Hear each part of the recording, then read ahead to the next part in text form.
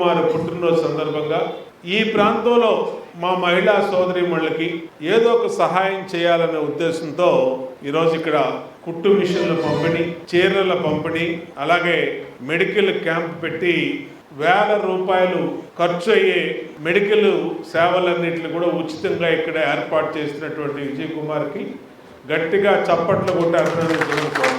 ఆ పుట్టినరోజుతో 10 మందికి సహాయపడేటట్టు చేసుకోవడం అనేది తెలుగుదేశం పార్టీలో నిత్యం ఉన్నటువంటి ఆనవాయితీ.